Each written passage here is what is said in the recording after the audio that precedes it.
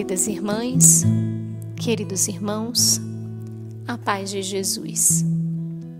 Aqui é Luziane Bahia e está no ar mais um podcast Café com Espiritismo. Amai os vossos inimigos. Fazei o bem aos que vos odeiam e orai pelos que vos perseguem e caluniam. Porque se somente amardes os que vos amam, que recompensa tereis disso? Não fazem assim também os publicanos? Se unicamente saudardes os vossos irmãos, que fazeis com isso mais do que outros? Não fazem o mesmo os pagãos? Sede, pois, vós outros perfeitos, como perfeito é o vosso Pai Celestial. São Mateus, capítulo 5, versículos 44, 46 a 48. Este trecho está contido em um Sermão do Monte, onde há um convite expresso de Jesus. O Mestre nos conclama a fazermos mais, amarmos, mas também os inimigos, aqueles que nos perseguem e nos caluniam. Que tarefa difícil essa! É uma proposta que invade o mais profundo de nós e provoca sinceras reflexões. Remexe as nossas emoções e sentimentos. Questiona as nossas ações e nos coloca diante do que se deve fazer e não simplesmente do que podemos fazer. No capítulo 17 do Evangelho segundo o Espiritismo, o codificador destaca exatamente o trecho de Mateus aqui relatado e nos conduz tão sabiamente a percebermos e internalizarmos o que Jesus em verdade nos propõe.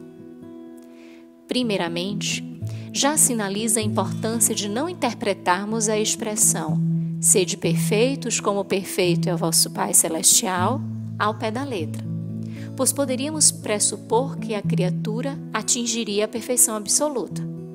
Se assim fosse, a criatura tornar-se igual ao Criador, o que é impossível. Então reflete Allan Kardec: os homens a quem Jesus falava não compreenderiam essa nuance, pelo que se limitou a lhes apresentar um modelo e a dizer-lhes que se esforçassem pelo alcançar. Mas no que consiste esta perfeição, que é relativa? O significado da palavra perfeição, conforme o dicionário Aurélio, é o alto nível de virtude. Portanto, o melhor que possamos fazer, o melhor de nós. Para Jesus, é amarmos os nossos inimigos, fazermos o bem aos que nos odeiam, orarmos pelos que nos perseguem. Mostra a ele, desse modo, que a essência da perfeição é a caridade na sua mais ampla acepção, porque implica a prática de todas as outras virtudes. A caridade. Sempre a caridade.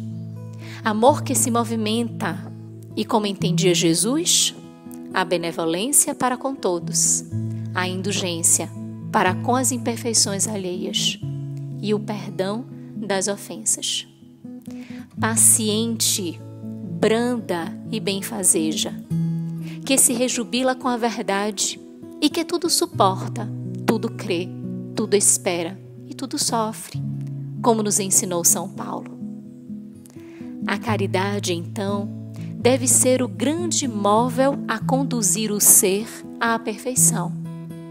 E isso o codificador e os espíritos deixam claro no último capítulo da terceira parte do Livro dos Espíritos, denominado Da Perfeição Moral.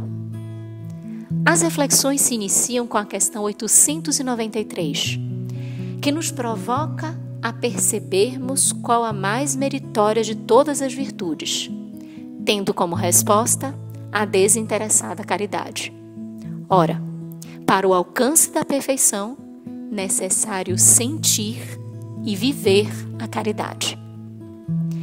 E bem interessante ainda é a condução que os Espíritos nos proporcionam ao longo do referido capítulo, até chegarmos à tão conhecida questão 919 e sua letra A, que abordam respectivamente sobre o conhece-te a ti mesmo e o meio de segui-lo.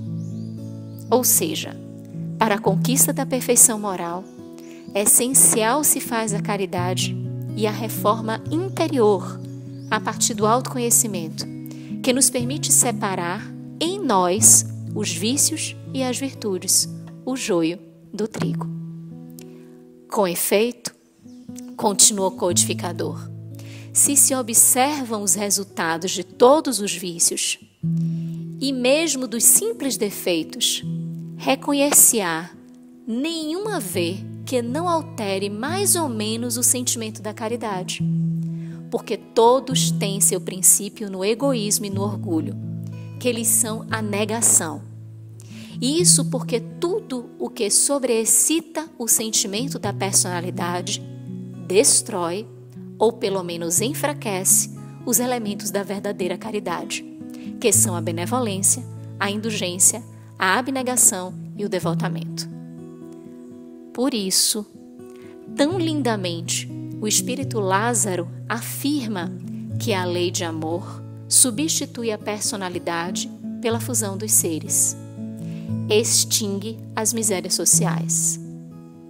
É o amor que efetivamente, através do seu movimento, que é a caridade, nos faz vencer o que obstaculiza o nosso progresso, as chagas da humanidade, que são o orgulho e o egoísmo. O amor é sempre, portanto, indício de maior ou menor superioridade moral, donde decorre que o grau da perfeição está na razão direta da sua extensão.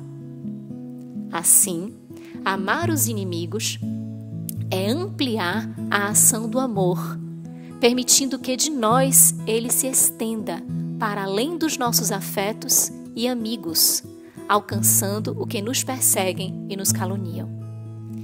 E finaliza Allan Kardec acerca dos caracteres da perfeição. Foi por isso que Jesus, depois de haver dado a seus discípulos as regras da caridade, no que tem de mais sublime, lhes disse: sede perfeitos, como perfeito é vosso Pai Celestial. Meus irmãos, como sabemos, fora da caridade não há salvação. Ela é a nossa oportunidade de redenção, de libertação das nossas imperfeições. Com isso, colocando-nos diante do que há de melhor em nós. Assim, amemos. Amemos muito. Amemo-nos e a todos, pois são os nossos irmãos, compreendendo, sendo dotados de misericórdia e de compaixão. Relevemos mais, ouçamos as dores alheias, silenciemos quando necessário, apresentemos advertências amorosas quando imprescindível. Sigamos então, amando até o fim. Com gratidão imensa no coração, um grande abraço e até o próximo podcast Café com o Espiritismo.